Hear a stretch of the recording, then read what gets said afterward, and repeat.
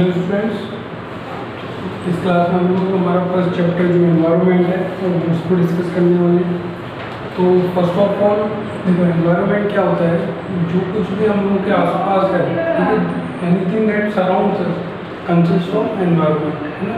जो कुछ भी हमारे आसपास है, पेड़ पौधे, ठीक है, रोड्स, मिट्टी, ज़मीन, आसमान, सब कुछ जो भी है, ये सब क्या कहलाएगा? आपका एनवायरनमेंट कहलाएगा, ठीक है। फिर एनवायरनमेंट इसमें लिखा है कि refers to all external condition in which an organism lives. मतलब कोई भी ऑर्गेनिज्म है, उसके आसपास जितनी भी एक्सटर्नल कंडीशंस हैं वो उसका एनवायरनमेंट को बनाती है, ठीक है। तो एनवायरनमेंट दो तरह का होता है। एक होता है नेचुरल एनवायरनमेंट, जो पहले से है, जो हमारे आसपास पहले से है, ठीक है।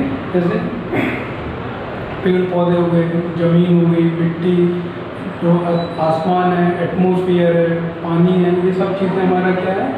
नेचुरल एनवायरनमेंट में आती है, ठीक है। और मैन मेड में क्या होता है? जो हमने खुद से बना लिया है, जैसे घर है, हाउस है, बिल्डिंग्स हैं, जो स्कूल्स हैं, हॉस्पिटल्स हैं, ठीक है, और भी मतलब जो भी स्ट्रक्चर वगैरह, रोड्स हैं, ये सब चीज़ें क्या है? हमने बनाई है।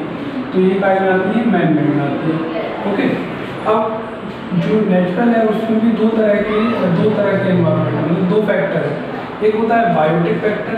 बायोटिक मतलब लिविंग वाला, मतलब कि जो भी जितने भी लिविंग कंपोनेंट्स आते हैं, जैसे जितने भी प्लांट्स हैं, एनिमल्स हैं, माइक्रो ऑर्गेनिजम्स हैं, जितने भी लिविंग कंपोनेंट्स हैं वो आपकी राय में आ जाते हैं, बायोटिक एनवायरनमेंट में आ जाती है, ठीक है। और जितने भी नॉन लिविंग है, जैसे आपका लिथोस्फीयर मतलब लैंड है, लैंड ज़मीन, हाइड्रोस्फीयर मतलब वाटर, ठीक है, और एटमॉस्फेयर मतलब एयर, जो गैसेस हैं, ये सब चीज़ें कहाँ में आ जाती हैं? एबायोटिक में आ जाती हैं, ठीक है।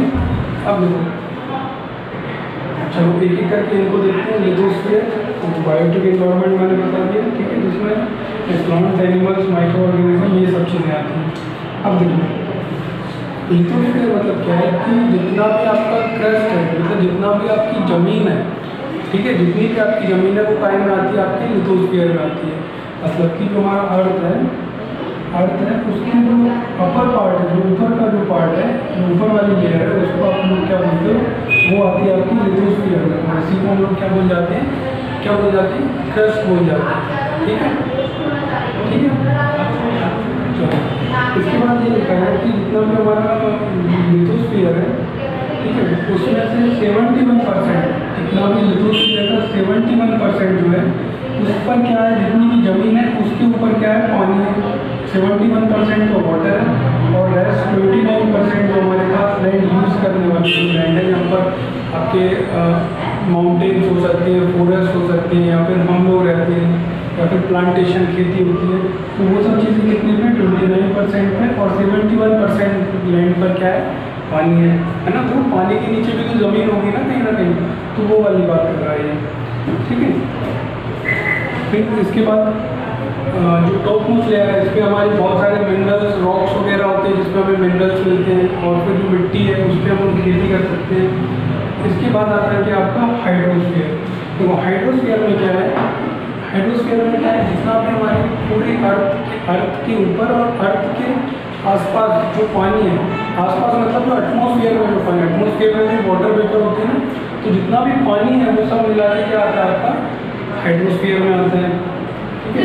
अब हाइड्रोस्फीयर में जितना भी पानी आता है, उसका जो 97% पानी है वो कहाँ पर है? हमारे ओशियंस में है। ओशियन मतलब समुद्र में है। तो बाकी का जो 3% पानी है वो फ्रेश वाटर है। ये जो हमारा ज़मीन के अंदर होता है, जो हमारे जो पहाड़ हैं उसमें ग्लेशियर्स के रूप में जमा हुआ है, ठीक है, तो वो 3% में फ्रेश वाटर आता है, और उसमें से छोटा सा हिस्सा हम यूज़ करने के लिए हमें मिलता है, वो उसमें से बहुत छोटा सा हिस्सा हमें यूज़ करने के लिए मिलता है, ठीक है। तो इसीलिए बोलते हैं पानी को कंजर्व करना चाहिए।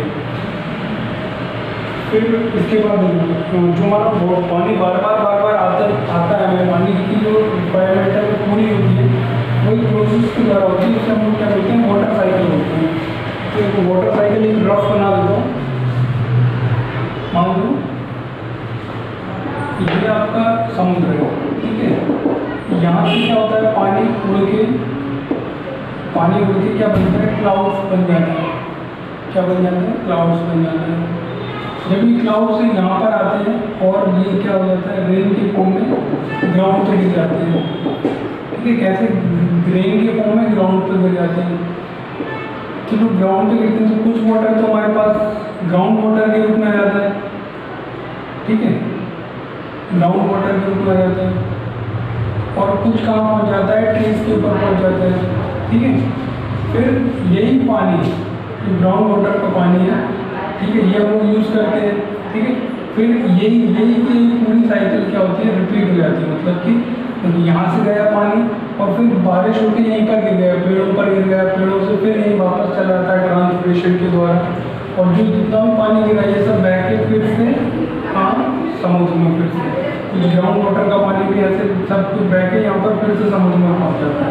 ठीक है, और ये साइकिल बार बार चलती रहती है और इस साइकिल को क्या बोलते हैं, वाटर साइकिल। ठीक है, इसका वो अच्छा सा डायग्राम अपनी बुक में बना हुआ है, तो वो आप देख लें।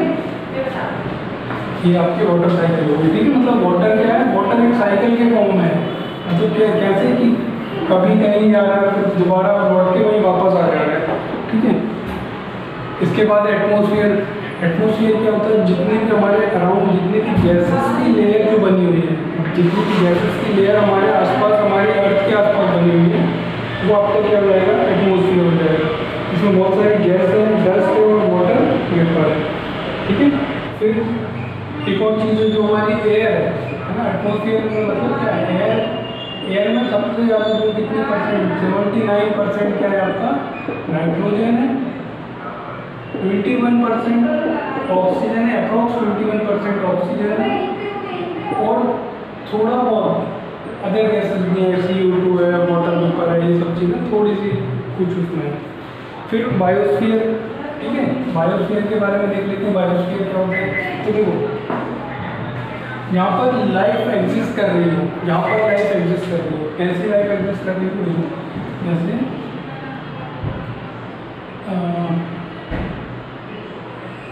हाँ, मतलब कि देखो जैसे थोड़ी वहाँ पर क्या, वहाँ पर जमीन भी खूब होना चाहिए, मतलब अच्छे से जहाँ पर लिविंग ऑर्गेनिज्म रह सके।